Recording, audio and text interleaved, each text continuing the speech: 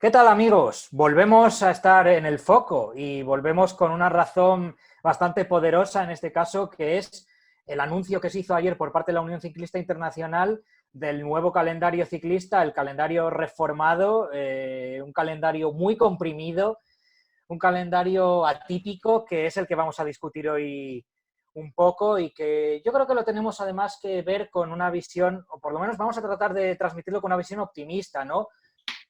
No creo que tenga mucho sentido el discutir la obvia incertidumbre que cubre a todo esto, porque nadie sabe lo que va a pasar desde hoy hasta dentro de unas semanas, cuando este calendario tendría que activarse, pero vamos a suponer que se pueda cumplir. Y la verdad es que, dado ese supuesto, se presentan una serie de retos realmente interesantes, porque va a ser creo que un experimento a gran escala dentro del ciclismo a muchas luces, no solo para los corredores, va a ser para los preparadores físicos, va a serlo para las televisiones, para todos los medios que quieran cubrirlos, porque muchas carreras se van a solapar. Y realmente va a ser algo, pues, muy curioso, ¿no? Pero que yo creo que si se puede hacer, también nos va a dar muchas satisfacciones, porque si algo tenemos, sobre todo, es muchas ganas de ver ciclismo. ¿Verdad, Nicolás? Yo creo que si hay algo por encima de todo es, pues bueno, yo creo que la ilusión que nos genera esto de que si se puede hacer, vamos a disfrutar ciclismo a finales de verano y otoño a tope. Sí, ¿qué tal? Muy buenas. Se lo estaba comentando a Borja justo antes de que tú llegaras. Me dice, ¿qué te parece? Digo, pues que creo que hay que ser pragmático y es lo que hay. Y ojalá se pueda hacer todo. Claro, que guste más, que guste menos el reunir tantas carreras en tan poquitos días. Claro que a la mayoría no nos gustará que coincidan en un mismo día la crono final del Giro, la etapa del Tourmalet, la París-Roubaix masculina y también la femenina que han puesto ahora en marcha. Ese mismo día, además, hay Copa del Mundo de ciclocross. Claro que nos gusta eso, pero ¿qué es? O eso o la nada. Entonces prefiero eso, la verdad. Borja Cuadrado, como periodista tú también, pues supongo que ya preparándote un poco mentalmente para el reto que va a suponer cubrir un calendario como este con tantos solapamientos, ¿no? Sí, la verdad es que todos tenemos en mente ese 25 de octubre. Yo hacía estos días en redes sociales ya una prueba, lo que es a nivel de monitores y demás, de, bueno, cómo se puede cuadrar para verlo todo a la vez, ¿no? Y en concreto nosotros, que nuestro programa es Carrusel Deportivo, que lo que suelen coincidir son varios partidos o de fútbol o de baloncesto a la vez, pues se me viene a la cabeza, más allá de que intentarán, como decía Javier Guillén, pues cuadrar horarios de forma diferente, pues ese momento en el que hagas una ronda con Ataca Gilbert en el Carrefour Labre y luego y nos vamos al Duomo y atención en el Tourmalet, movimiento de Alejandro Valverde. O sea, solo de imaginar que pueda llegar algo parecido, la verdad es que si Dios quiere y todo se disputa, que eso es lo que todos deseamos, se pueden vivir unos meses y en concreto pues ese tramo en el que coincidan varias carreras de locura, inédito, y yo creo, abiertamente podemos decir que si el 25 de octubre se celebra todo lo que está previsto, puede ser el día, yo creo que más impactante en la historia del ciclismo. La verdad es que yo estoy totalmente de acuerdo. O sea, según lo estabas diciendo, ya se me estaba poniendo un poco la piel de gallina pensando en lo que puede ser, porque es que al final se van a juntar etapas absolutamente decisivas de dos grandes vueltas, junto con la París-Roubaix, con la gran noticia que es por fin la creación de la París-Roubaix femenina, que era algo que mucha gente llevaba tiempo esperando. Como decías, Nico, también Copa del Mundo de Ciclocross. Y como decías, Borja, un asunto importante y que me gustaría que también discutiésemos, que no solo es ciclismo, es que esto también, hablabas de carrusel deportivo, hablabas de la importancia del fútbol y esto también va a ser un factor, porque normalmente vamos a centrarnos ahora en la carrera de las carreras, evidentemente en el Tour de Francia. El Tour es rey deportivo absoluto, generalmente en julio, pero ahora con el retraso ya puede entrar ahí en la pelea con otros deportes, especialmente con el deporte rey a nivel mundial que es el fútbol, y ahí ya sí que tal vez le pueda afectar a nivel de repercusión o no. ¿Cómo lo creéis vosotros?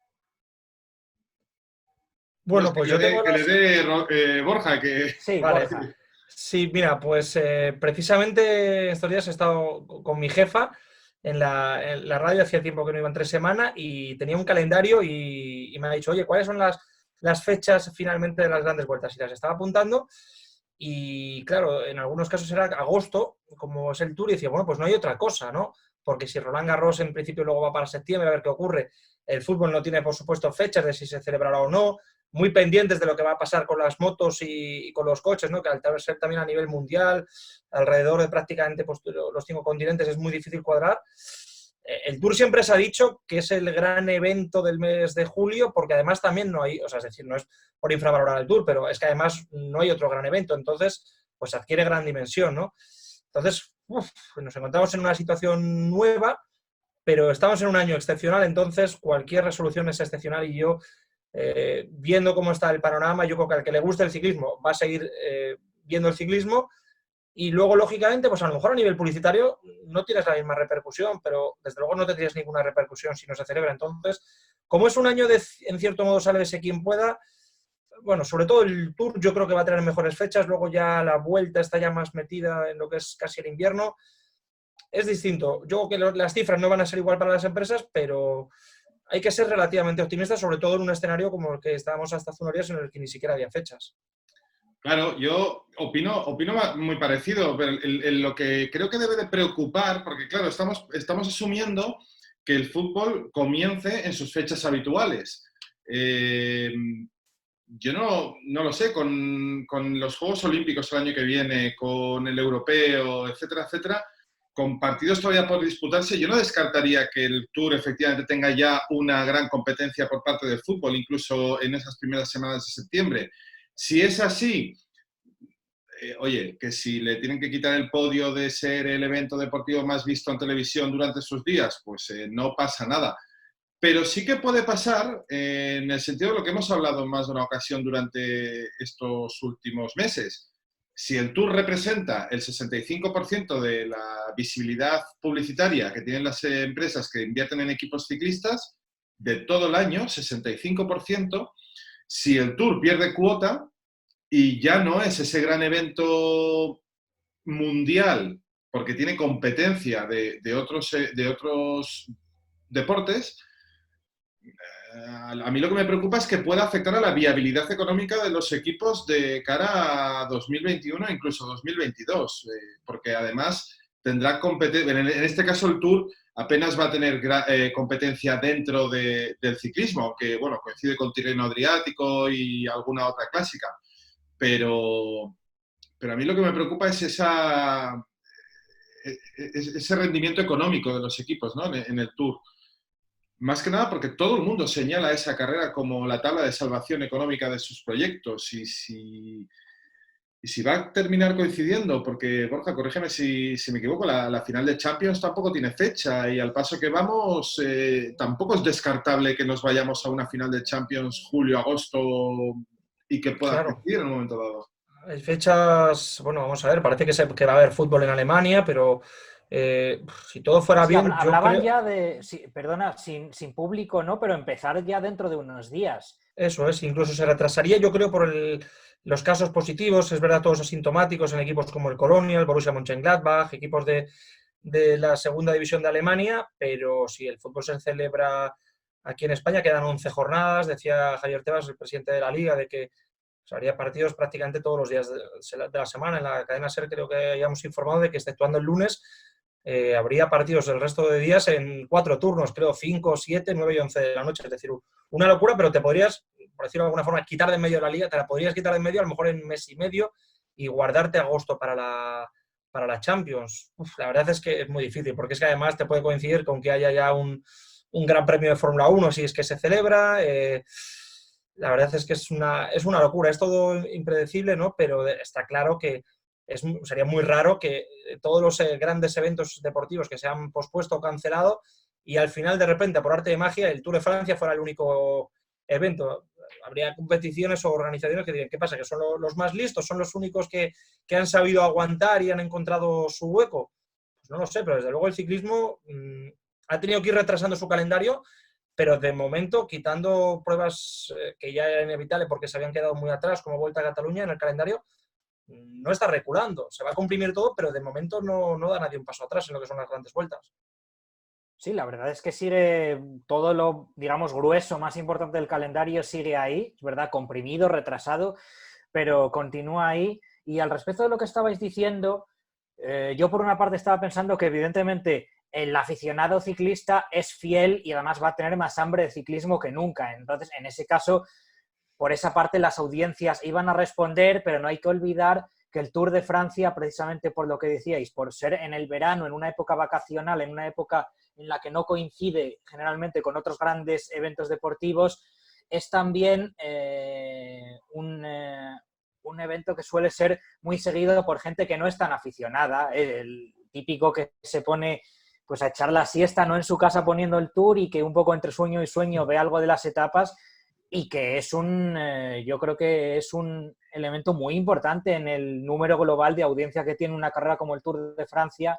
Y al salir ahí de lo que es el centro del verano y coincidir con otros eventos deportivos, sí que se puede perder a ese aficionado menos experto o menos fiel, ¿no? Yo creo que ahí es inevitable que tenga un poquito menos de repercusión en ese sentido. Pero aún así yo también me quedo con lo que dice Borja. Evidentemente sigue siendo mucho mejor que el hecho de que no se celebre. O sea que digamos que hay menos que perder y más que ganar con un retraso del calendario. Y fijaros una cosa que no sé si puede ser una barbaridad. Tú decías ahora, el aficionado ciclista es muy fiel. El aficionado ciclista el ciclismo es casi una religión, ¿no? Y está herido de muerte y, jolín, el día 25 de octubre puede ser su domingo de resurrección, si finalmente todo va para adelante. Pero fijaros que el Tour, y repito, igual lo que digo es una barbaridad, pero puede ser el más perjudicado de las tres grandes vueltas en cuestión si tiene que competir con el fútbol, sobre todo. Porque en el mes de septiembre, cuando el Tour tenga lugar, todavía se pueden mantener los horarios habituales del ciclismo, pero tanto el Giro como la Vuelta van a tener necesariamente que salir más temprano para llegar más temprano, tienen que llegar de día. Y sobre todo si pensamos que estamos bastante al norte, en el caso de la Vuelta a España, la semana final del Giro también es muy al norte, en zonas de montaña, etcétera, etcétera.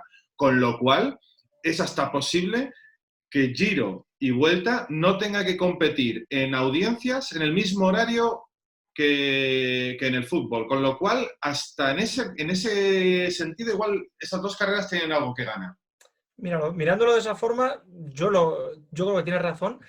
Pero también vamos a dar otro enfoque. Es verdad que cambiamos de país, pero el Tour de Francia sería como la Vuelta a España de los últimos años, a lo mejor empezando un poco más tarde, ¿no?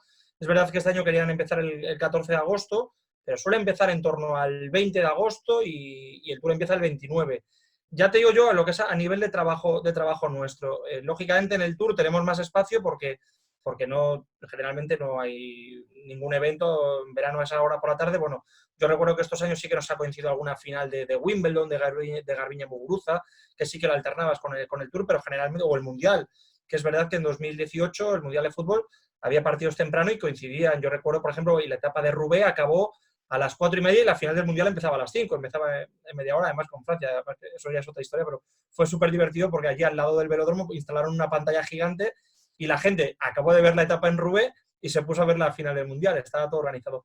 Pero a lo que yo voy es que seguramente, yo digo un poco poniendo el caso práctico nuestro, cuando la Vuelta a España se ha puesto muy interesante, las etapas finales, salvo que haya coincidido con un gran partido de fútbol, la Vuelta tenía esa repercusión que merecía. Es decir, a lo mejor estabas compitiendo con un partido de la segunda o tercera jornada de Liga, que podía estar bien, pero no era crucial. Por ejemplo, cuando Contador ganó en el Angliru, recuerdo que no vimos los minutos finales de un Valencia Atlético de Madrid, que es un partido de equipazo de Champions y que, bueno, es verdad que era un día especial para el ciclismo con el triunfo y la despedida de una leyenda como Contador, pero pasó a un segundo plano el Valencia Atlético de Madrid.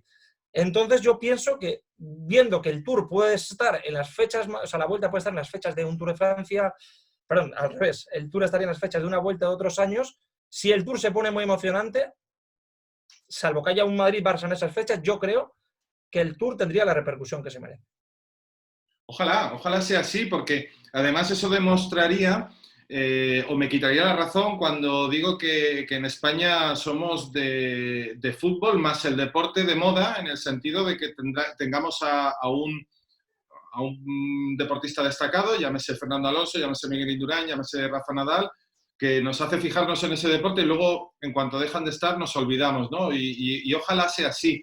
Sí que es verdad, creo que no es lo mismo competir con la primera o la segunda jornada de liga, que la gente todavía, alguno está medio de resaca de vacaciones, que si todo es normal, insisto, estamos hablando siempre desde hipotéticos, ¿no? Competir ya con una liga avanzada a noviembre e incluso se ha hablado mucho del factor climatológico para la Vuelta a España por la posibilidad de hacer según qué etapas en la zona norte.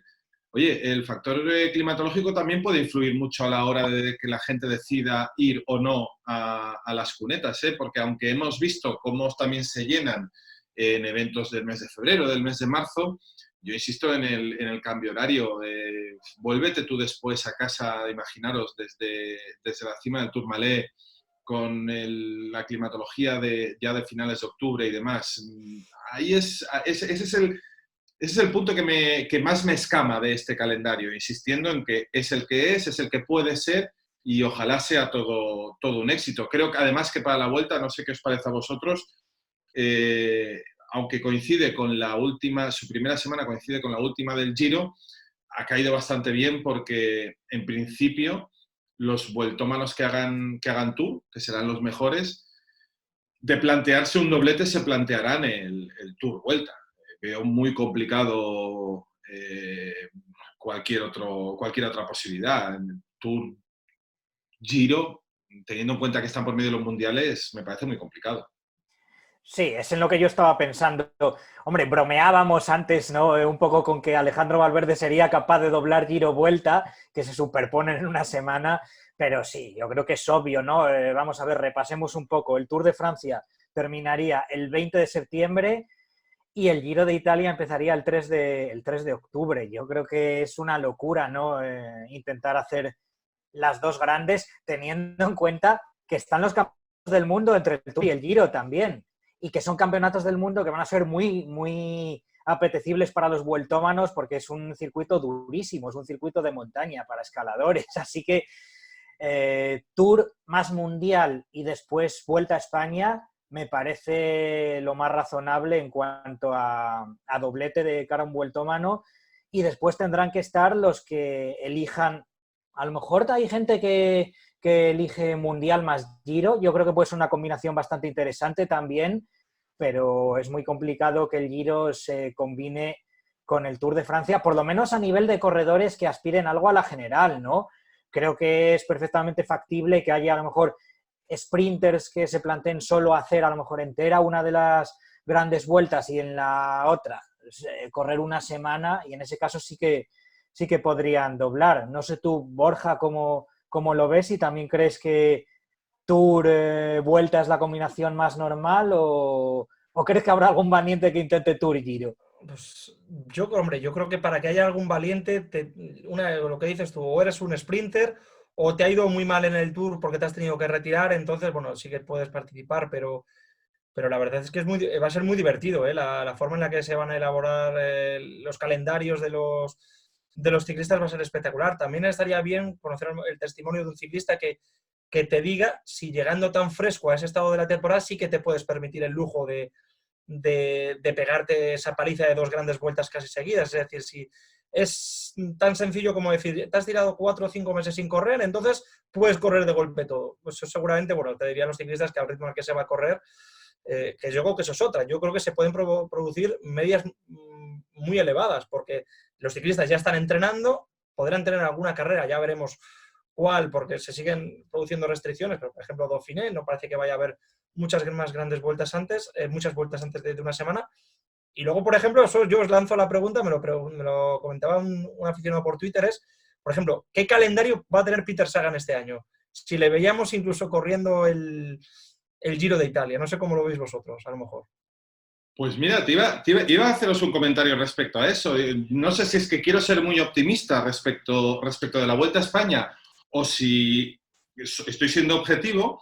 Es que creo que la Vuelta a España tiene suerte hasta en eso, en el hecho de que muchos clasicómanos que a veces o intentan pelear por etapas e incluso por el maillot verde del Tour, si quisiesen hacer la Vuelta, solo tendrían, y pongo muy entre comillas el solo tendrían que renunciar a Roubaix y Lombardía dentro de las clásicas.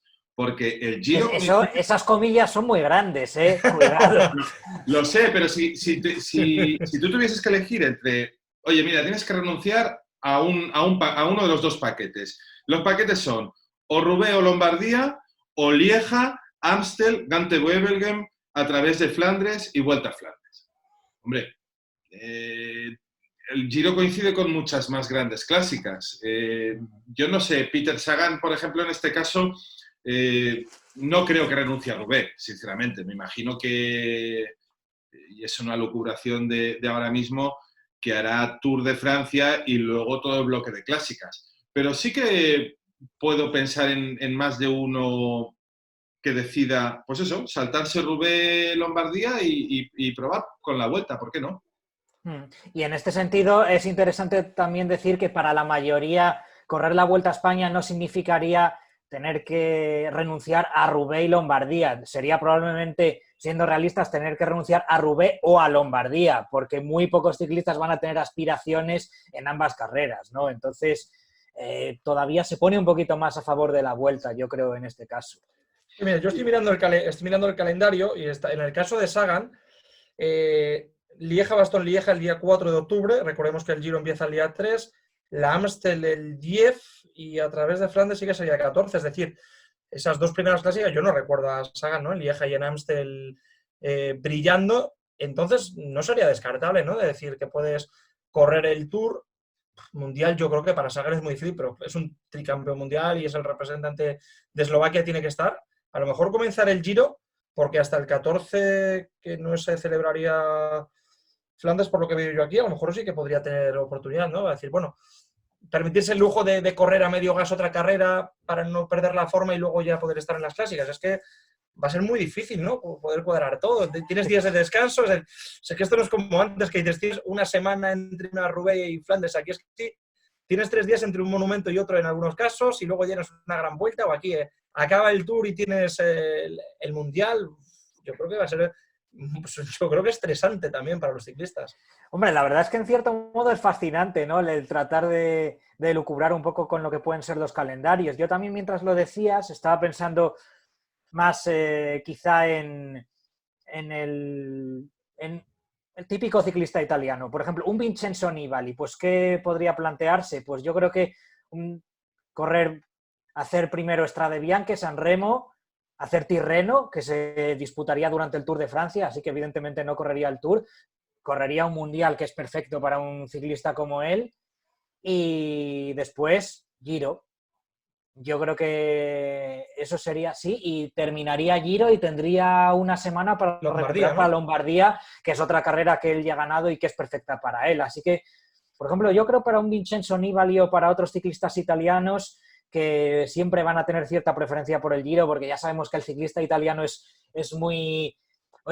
tiende a ser un poquito chauvinista, ¿no? Y perdonad que utilice una palabra más bien francesa, pero que al ciclista italiano le gusta mucho el Giro, ¿no? Y tenemos ejemplos de muchos corredores de general, que han sido muy fieles al Giro y no han brillado tanto en otras grandes vueltas. No es el caso de Nibali, desde luego, pero aún así Nibali es un ciclista bastante fiel al Giro de Italia. Y para un corredor como él yo lo veo bastante claro, pero para otros, en el caso de Sagan que decías, siempre va a tener que hacer elecciones un poco difíciles y... Es que no sé, estamos aquí asumiendo que van a ser los corredores los que tengan voz y voto y parte de decisión en esto. Y esto es así en una temporada normal y corriente.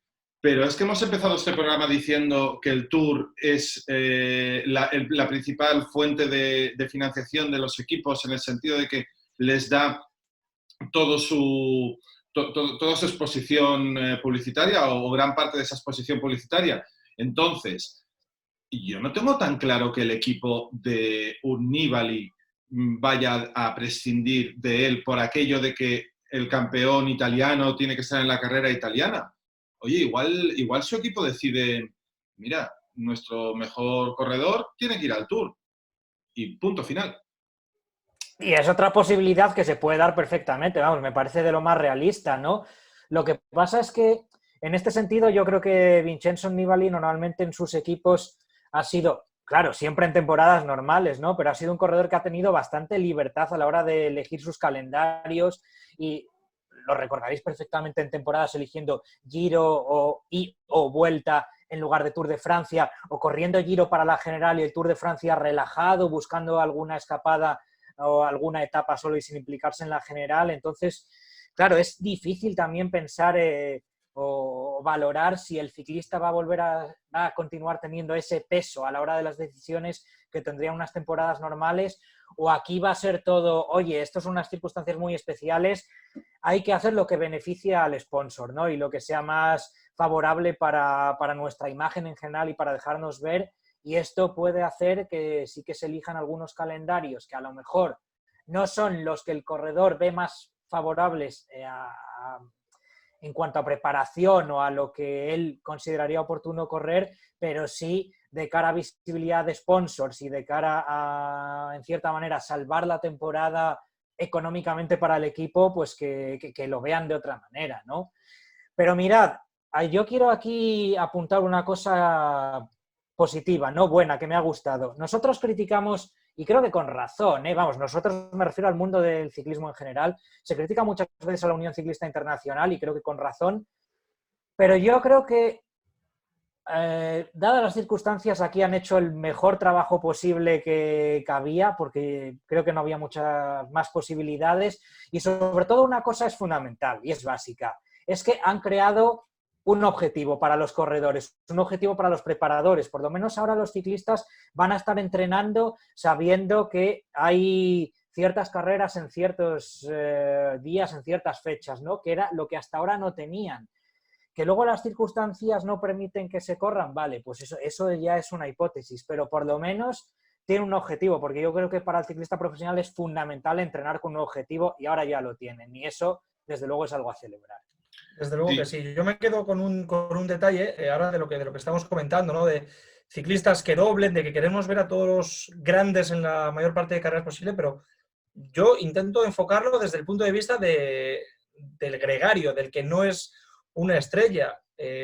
No sé si va a haber ciclistas que van a tener menos oportunidades este año de lucir en carreras importantes y en algunos casos de que pueda correr peligro incluso su contrato, ¿no? Para el año que viene, porque estamos hablando de que en todos los equipos, bueno, le iba a poner el caso de Ineos, pero es verdad que los gregarios de Ineos son muy buenos y muy bien pagados, por cierto. Pero de decir, pues queremos a Froome, Bernal, Geraint Thomas y si me apuras Carapaz. Y como van a estar frescos, pues alguno que corra el Giro y todos los demás al Tour, ¿no? De que podamos ver a lo mejor alineaciones repetitivas en las grandes vueltas y que a lo mejor ciclistas que están en progresión o algunos que no han tenido a lo mejor grandes oportunidades, que sea difícil que encuentren un hueco y que pueda estar también su futuro en el aire en un calendario tan comprimido. Eso es un poco lo que pensaba, que yo creo que la gente, al menos de un modo más mainstream, por decirlo de alguna forma, no está siendo el enfoque que se está tratando y que me parece interesante. Y en ese mismo sentido, aparte que estoy completamente de acuerdo, yo no sé si todos los equipos tienen el fondo de armario suficiente en sus domésticos como para afrontar las 3 grandes vueltas tan seguidas, que esa es otra. Porque claro, una cosa es qué calendario va a hacer Nibali, qué calendario va a hacer Valverde, qué calendario va a hacer Froome, y otra cosa es con quién le rodeamos.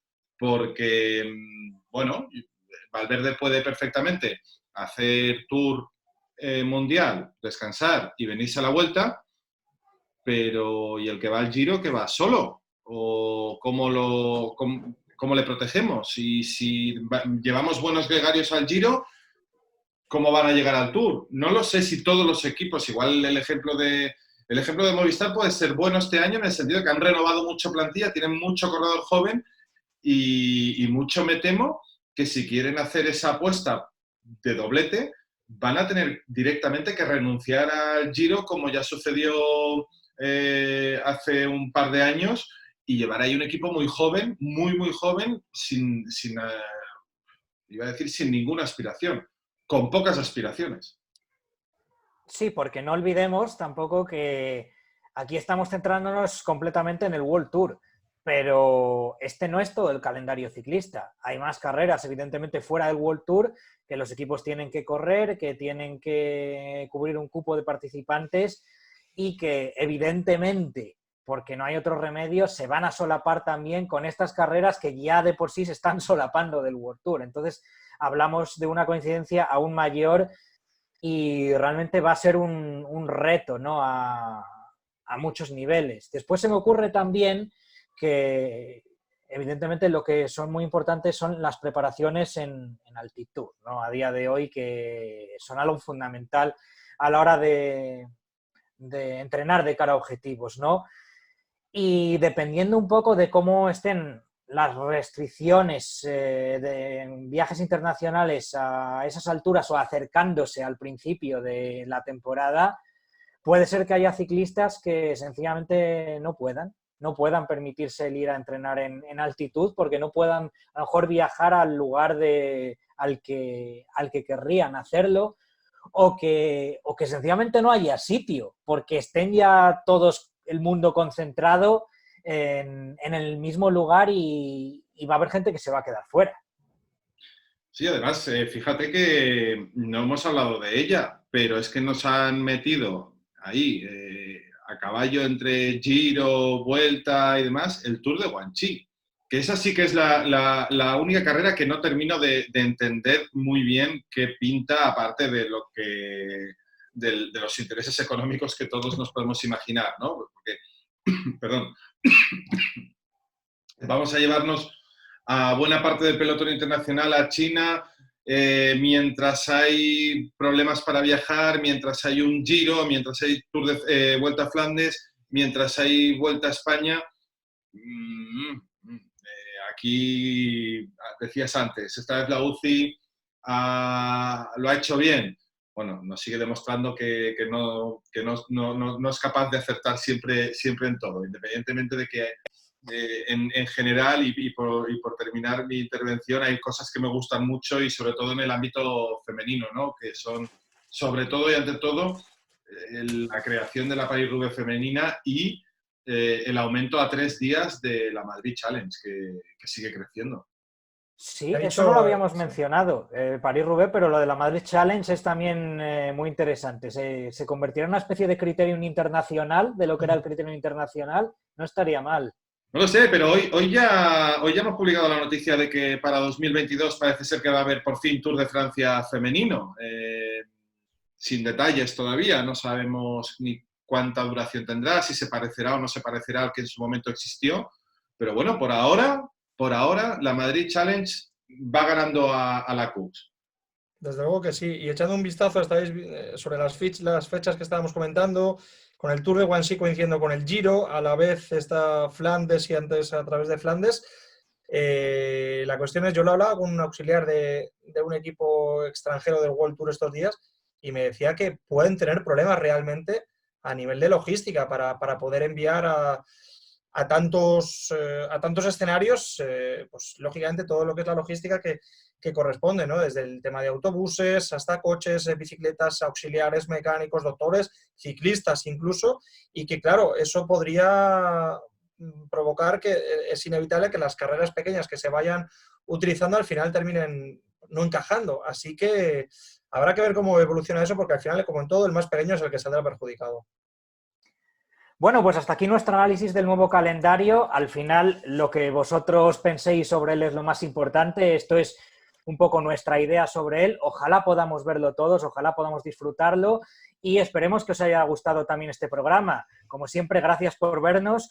No olvidéis dar a like y suscribíos si os gusta nuestro contenido, porque vamos a seguir teniendo más programas próximamente. Gracias por estar ahí y hasta la próxima.